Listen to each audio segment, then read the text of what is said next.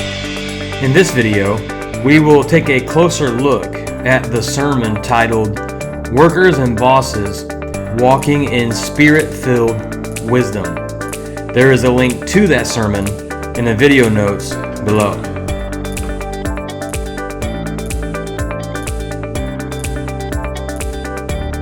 Workers and Bosses Walking in Spirit-Filled Wisdom is a sermon that takes a look at verses 5 through 9 of Ephesians chapter 6. And we've been in a sermon series as we've been walking through Ephesians, and so you might remember that in the last several messages, Paul has been taking a look at different relationships that we are in, that we find ourselves in as human beings, and then he has been helping us see how we are to live out our faith, how we are to walk out our faith in these different relationships that are a part of our lives. So if you remember, in Ephesians chapter 5, Paul looked at the husband and wife and husband relationship, the marriage relationship.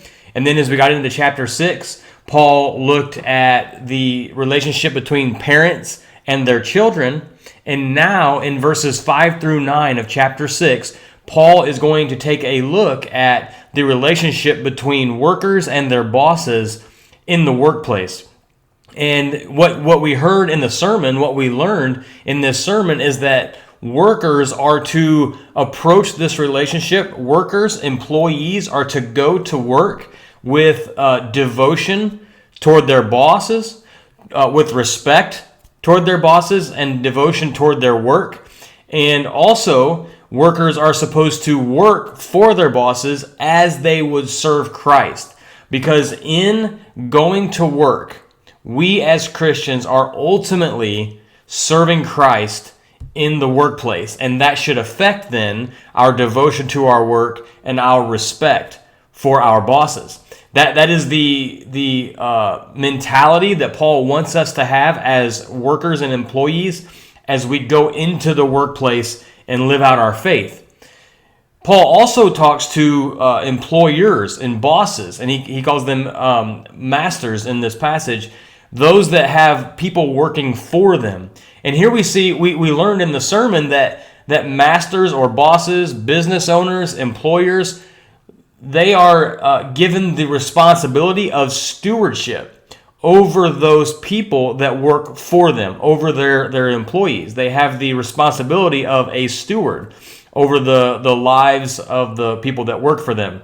And so employers and bosses, business owners are to take this responsibility very, very seriously.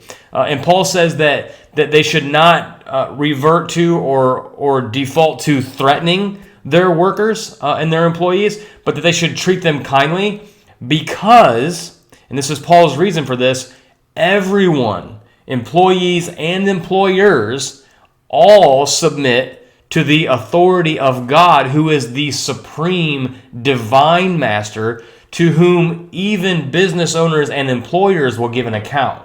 And so Paul kind of lays this out as workers and bosses, or employees and employers recognizing their role. There is a type of authority structure here within the workplace that is important, but Paul is saying that all of this falls under the authority of God, and we work for the glory of God, and we are employers and business owners for the glory of God first and foremost.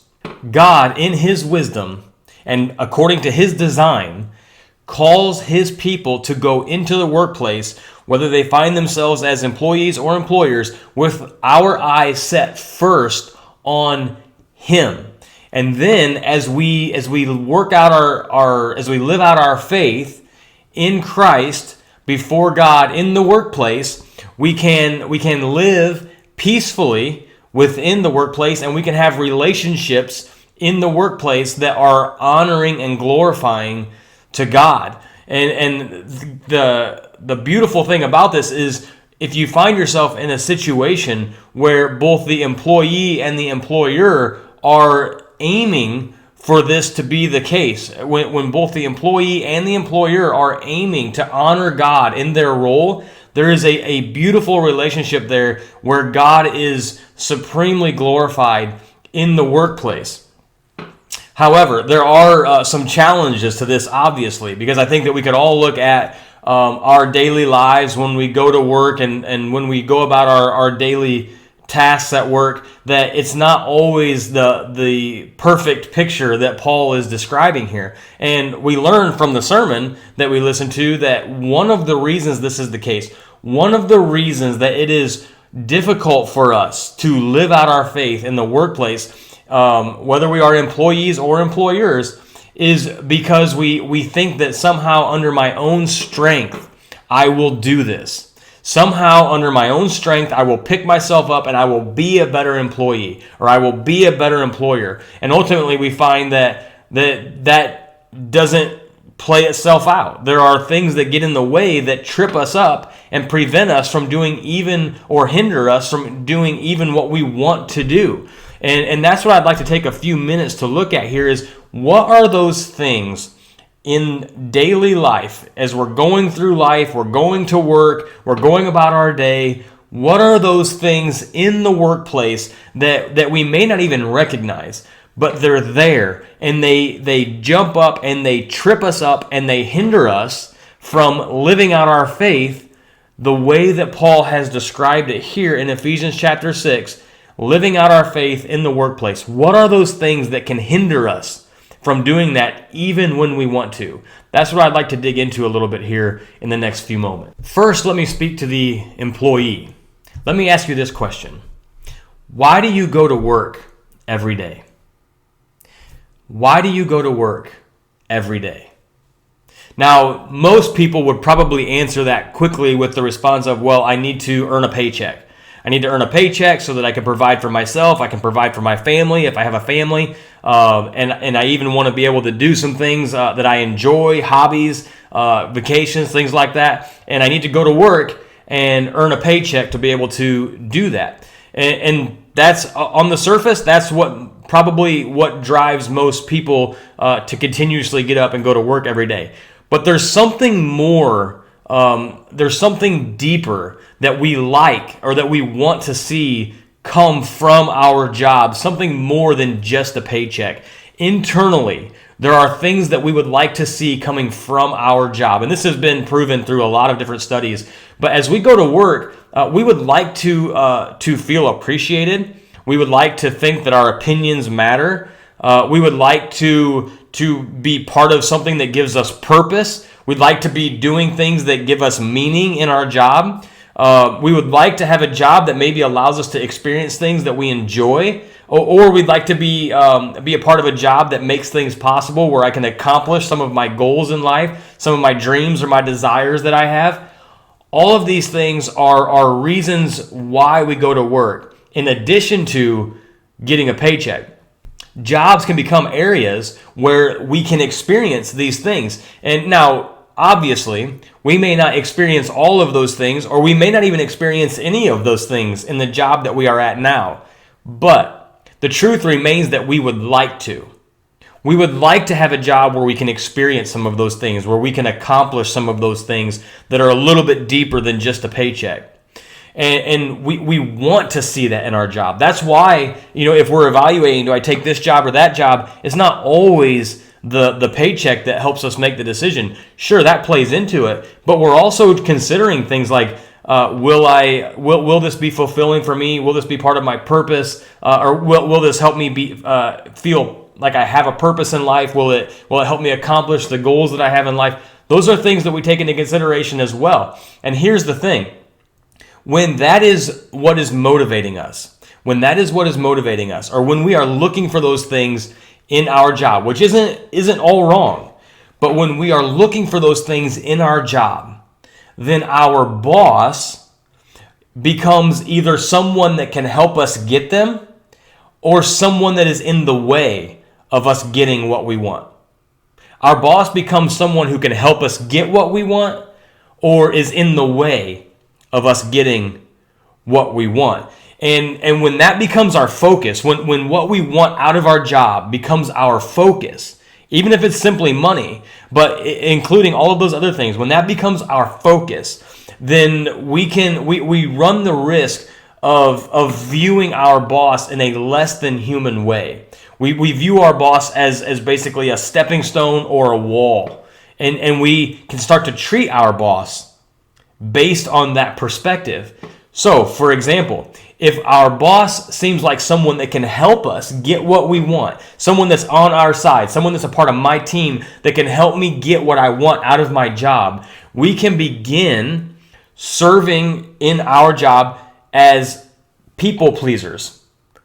And that's exactly what Paul says in this section in Ephesians 6, 5 through 9. He specifically says that we are, as Christians who are employees, we are not to work as people pleasers. Meaning that we only do certain things when the boss will notice or when certain people will notice. We're trying to build up our reputation before man. And Paul says that's not how we should approach our job. But if we think that our boss is a stepping stone for us to get to another level, or for us to build up a recommendation to go to another job, if we think that somehow we need to build up our reputation before our boss, then we can become people pleasers, where we only do things that we only really exert effort when we think our boss will notice. And that's a very, very easy thing to fall into. It could be our boss, could be a manager, or we could even fall into this trap with other people if we want to build up our reputation with those around us so that they will give a good report to the boss. If that's the only reason that we are working hard, Paul says that you've got the wrong focus. And again, that is very, very easy for us to fall into when we see our boss as someone who can simply help me get what I want out of my job. Therefore, everything I do becomes about pleasing him so that he can then return the favor to me in some way, some form, or some fashion. And Paul says very clearly that is the wrong approach. And I'd like to ask you, what motivates you to work hard at your job? We need to be careful that it's not that we are being people pleasers, viewing our boss as someone who can then help us get what we want out of our job. Again, that the boss is in a position to do that, and it's not wrong to want to better yourself in your job. It's just that can't be the focus, and that can't be the reason why we work hard. Not as people pleasers. Now, on the flip side, if we know what we want out of our job, and our boss is not someone that we see as who is able to help us, when our boss seems to be against us, now in this situation, we see our boss as someone who is in the way of me getting what I want. Could be there's a broken relationship there. Could be a lot of things. Could be that we don't click, we don't gel well together. Could be that he's just not a kind boss. Whatever it is, if we see that our boss is someone that is in the way, then again, in a similar way, we can then view our boss as less than human, and we can begin to see them as a wall or a block that we need to get out of the way, or that we need to work around. And that's where it can, again, be very dangerous, because now we can be tempted to do things that are dishonest. We can be tempted to do things that would tear our boss down. We can be tempted to do things that are not Christ-like, and that are not things that God would like to have his people doing in the workplace. We can have a negative or bitter view toward our boss when we recognize or we feel that our boss is keeping us from getting what we want out of our job. And again, we have to be very careful, because Paul says our focus first and foremost should be that we are working as to Christ, that we are serving first and foremost God in the workplace. And all of those things that can come from our job, from financial support to purpose and meaning and the ability to go on vacations and have hobbies, all of those things not being bad, cannot be the primary focus, because those are earthly things. And when our focus becomes earthly, then we will begin to view people as less than people created in the image of God. When our view is set first on God as employees, then we are able to approach the workplace especially our relationship with our bosses, in a way that is honoring to God and views our bosses as people, first and foremost, created in the image of God, who are either united with us in Christ, they are our brothers and sisters in Christ, or they are people created in the image of God who need to know God. And our witness, our living out our faith, can be the tool that God uses to turn their hearts and minds to Christ. That is primary in the workplace.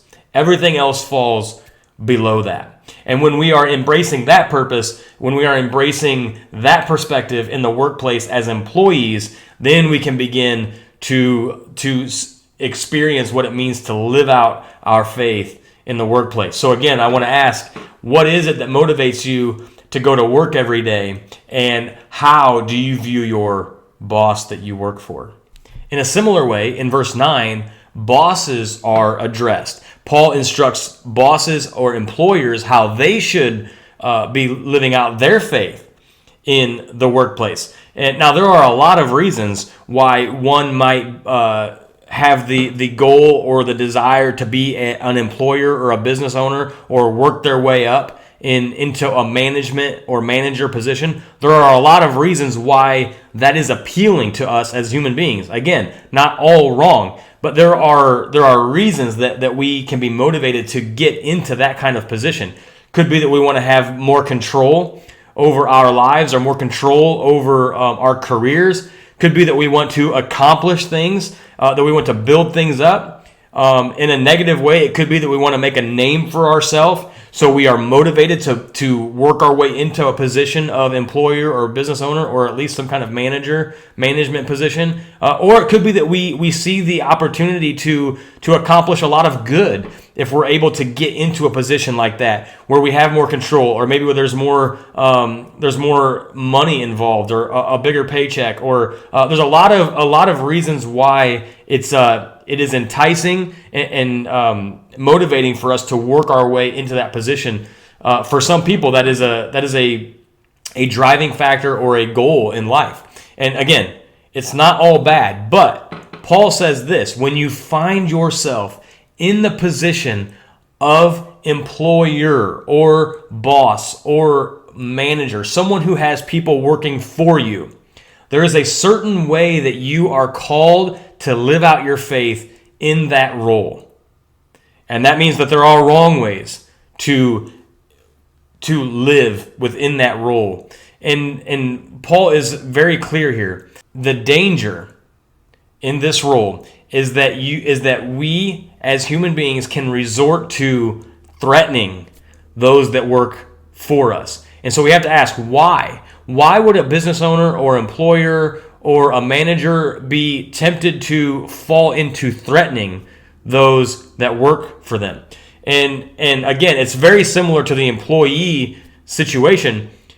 An employer who has invested in his business, or a manager who has worked hard to get to that position and wants to accomplish things, wants to be successful in that position, or a business owner who has risked a lot, who has put a lot on the line to build a business, when the business or success or accomplishing goals, when that becomes the primary focus, and when hard work and true risk of a lot of things, when those things are at the forefront of the employer's mind, the employee becomes either an asset or a liability. The employee or employees become an asset or a liability. So I want to ask you, if you are an employer, if you are a business owner, or if you even find yourself in a management position, how do you view those who work for you? Do you view them as assets? Do you view them as liabilities to what you want to accomplish? Because when we view employees as assets, then we can treat them really well. We can be kind to them. We're probably not going to be tempted to threaten them. However, when we view employees as liabilities, as people who can prevent me from from building up what I want, from accomplishing what I want with my business, When I view employees as liabilities who are threatening all the work that I have put into becoming a manager, or when I view employees as those who are threatening the risk that I have taken to build a business, then it can become easy to resort to threatening our employees to try to get them to shape up, and to not be the liability that they are being, to not be the threat to the business or to the hard work that I have put in. We can very easily resort to threatening because we see them threatening us, right? So it's very easy to resort to what Paul says is wrong, and that is threatening our employees to try to get them to act a certain way. Paul says that is not the way that God would have us to live out our faith as business owners, employers, and managers. Rather, Paul says that we should, as those who have people working for us, we should approach that position and live out our faith in a way that recognizes that we are all under the authority of God, who is the supreme divine master. And that should be humbling for the one who finds themselves in a position of authority in this life. Because ultimately, those who have authority over others, and we learned this in the sermon, those who have authority over others, those who have workers working for them, are in a position of stewardship. They are in a position of stewarding the people that work under them. And Paul says in Ephesians here in verse 9 that employers and business owners and managers are to be humbled by the reality that we all are under the authority of God, and that those in authority will give an account before God for how they have treated those who are under them, who work for them. Now, I want to be clear again. Business owners, managers, bosses, employers are in a position where they must have an eye on the success of the business. That's true. They must have an eye on the success of the business, because a business that is healthy is a way that God can both bless those that work within the business and bless those outside of the business. A business that is healthy is a good thing. And that means that sometimes bosses and managers and employers have to make hard decisions when it comes to people who may not be pulling their weight. When it comes to people who are not working as they ought to be working. There are times when hard decisions have to be made. But even in those decisions, human beings are to be viewed as those that are created in the image of God. And even for the employer and the boss and those that are in authority, it can be very easy to view those that work for us or work for you in ways that are less than human, because they can be, especially when we see them as a liability. And Paul is saying here, first and foremost, human beings are created in the image of God. We all answer to God, and that should be humbling for the boss and the employer, for those that are in authority in the workplace. It should be a reminder to approach that position with great humility and very carefully, praying that God would help to live out your faith in a way that honors God, and in a way that respects human beings, and in a way that is providing wise stewardship as those in authority in the workplace. And brothers and sisters, this is the beauty of the gospel. And we've seen this throughout these different relationship aspects that Paul has covered in Ephesians. Wives are called to yield to the authority of their husbands, to submit, to yield to the authority of their husbands. And immediately after that, husbands are called to lead well, according to what God has laid out in His Word.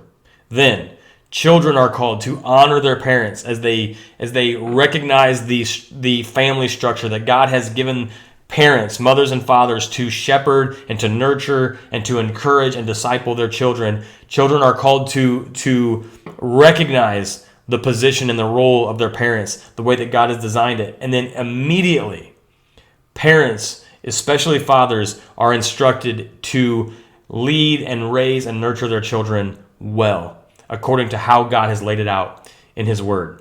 Then we get into verses 5 through 9 that we just covered a little bit more in detail God calls the God calls the employee to first and foremost serve God in the workplace, living out our faith, serving God in the workplace, recognizing that God has designed a structure of authority even within the workplace, yielding to the authority of our bosses, our employers, business owners, managers, yielding to that authority with respect for those that are in those positions, and with deep devotion to our work, recognizing that our work that we have to do, the daily tasks that we have to do each day, come from God. He gives them to us for us to see as opportunities to work our land that God has given us in this life. And immediately after that, Paul addresses those that are in positions of authority and says, be very careful how you approach this position. Recognize God's design for your role so that no matter where you find yourself in life, you can be living out your faith as God's people, shining His lights, embracing what we have in Christ, and letting that shape our perspective no matter where we find ourselves.